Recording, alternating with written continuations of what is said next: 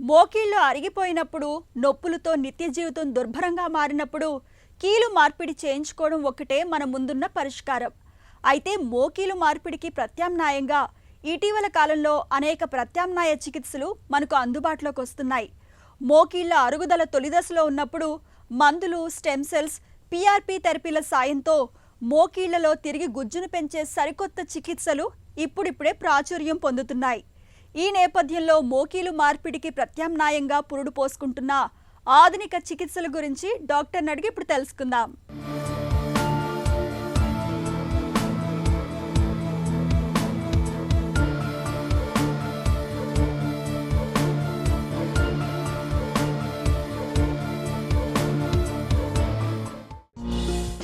మోకీలు మార్పిడి దాకా వెళ్లకుండా నొప్పులను తగ్గించే చికిత్సలున్నాయా?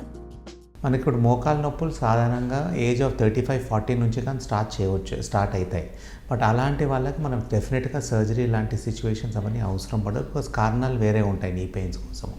వీళ్ళు ఇంకా ఫ్యూచర్లో నెక్స్ట్ 15-20 ఇయర్స్లో నీ పెయిన్స్ రాకోకుండా దాన్ని జాగ్రత్తగా కాపాడుకొని మోకాలు స్లోగా అరిగేటట్లా చూసుకుండేకి most important is to remain exercises for the knee చేసుకోవాలా.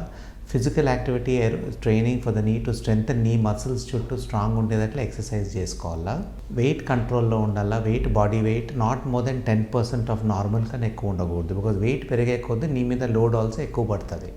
అండ్ ఆబ్వియస్లీ ఎవరికైనా ఏమైనా నీ ఇంజరీ అయిందనుకో, దెబ్బ తగిలిందనుకో, దాన్ని ఇమీడియట్గా 2-3 మంత్స్లో చెకప్లు చేసుకొని అవసరం పడితే sports medicine, arthroscopy, ligament surgery అవసరం పడింది అనుకోండి, అది చేసుకుంటే then long term damage of the knee అయ్యేది స్లో డౌన్ అవుతుంది. Very important to have a balanced healthy diet with antioxidants. So vegetables ఎక్కువ తీసుకోవాలా, ఫ్రూట్స్ 1 or 2 తీసుకోవచ్చు, డైట్లో ప్రాసెస్ ఫుడ్స్ తక్కువ తీసుకోవాలా. ఇవన్నీ ఫాలో చేస్తే మనం నీ పెయిన్స్ లేటర్ అని వచ్చే స్టేజ్లో స్లో డౌన్ చేసుకోవచ్చు. బట్ వయసు అయ్యే కొద్దీ మనకు అరుగుదల వచ్చేటి కొంతమందికి వస్తుంది, అది మనం డిలే చేసుకోవచ్చు.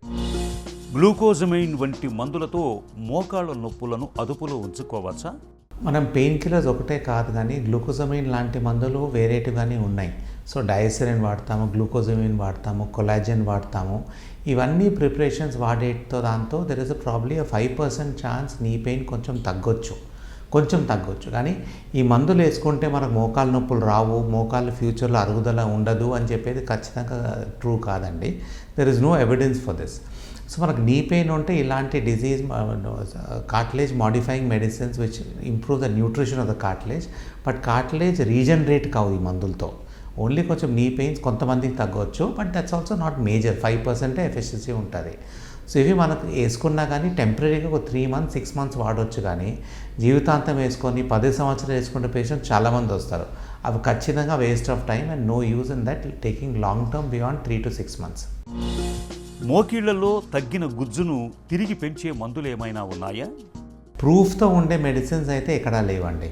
సో స్టడీస్ చేసి అది రీజనరేట్ అవుతుందని చూసే మందుల వరకు ఏమీ లేవు. వేరే సర్జికల్ ప్రొసీజర్స్, కొన్ని కార్టిలేజ్ ట్రాన్స్ప్లాంట్ అలాంటి ప్రొసీజర్స్ చిన్న కార్టిలేజ్ డిఫెక్ట్ ఉంటే ఉంటుందండి.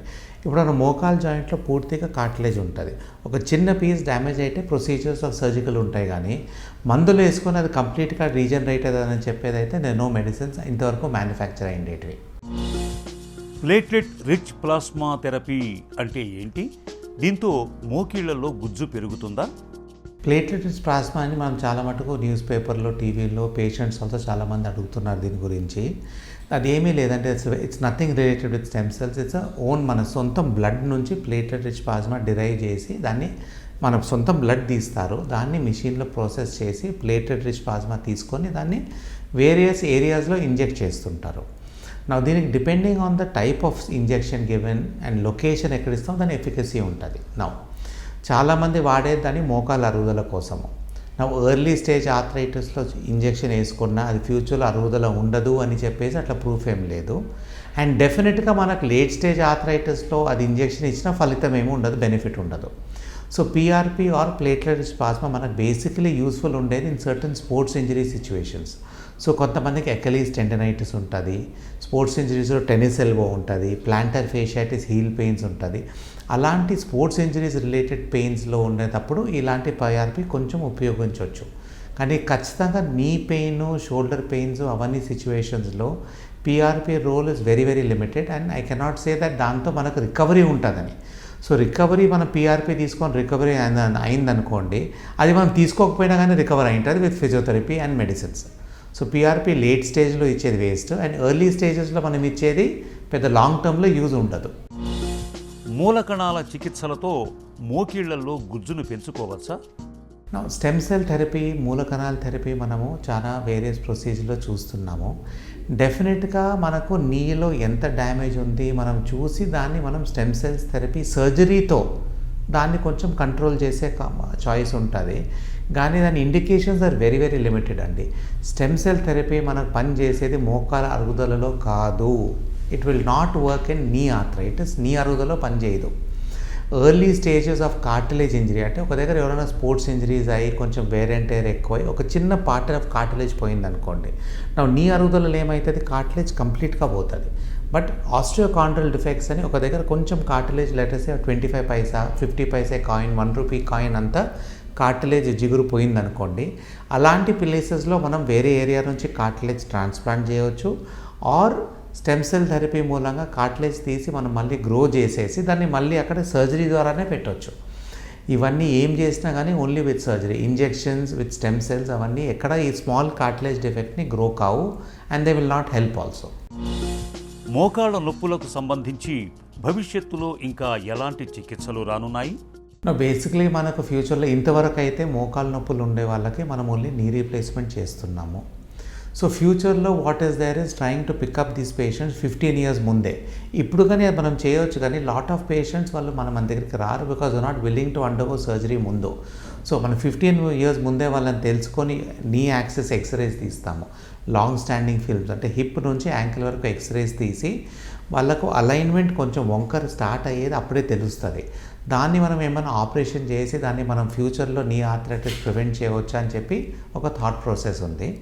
ఫ్యూచర్లో మనకి ఇంకా cartilage research, stem cell therapies ఇంకా రీసెర్చ్ వచ్చి కార్టిలేజ్ మనం దాన్ని గ్రో చేసి లోపల ఇన్సర్ట్ చేయగలిగితే ఫ్యూచర్లో చాయిసెస్ ఉన్నాయి. కానీ అది మస్ట్ నెక్స్ట్ ఇంకా 20-25 years తర్వాతే మనకు తెలుస్తుంది. ప్రస్తుతానికైతే the most successful procedure for knee arthritis and severe cartilage loss అంటే grade 4 arthritis is only knee replacement and it is a very successful surgery.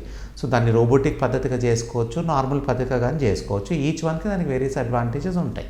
మోకీళ్ల అరుగుదల తొలిదశలో ఉన్నప్పుడు గ్లూకోజమైడ్ మందులు వాడుకోవడం లేదా ప్లేట్లెట్ రిచ్ ప్లాజ్మా థెరపీ, మూలకణ చికిత్సలను తీసుకోవడం ద్వారా మోకాళ్లలో గుజ్జును కొంతమేరకు తిరిగి పునరుత్పత్తి చేసుకోవచ్చు. వేధించే మోకాళ్ల నొప్పుల నుంచి కొన్నేళ్ల వరకు చక్కగా ఉపశమనం పొందవచ్చు.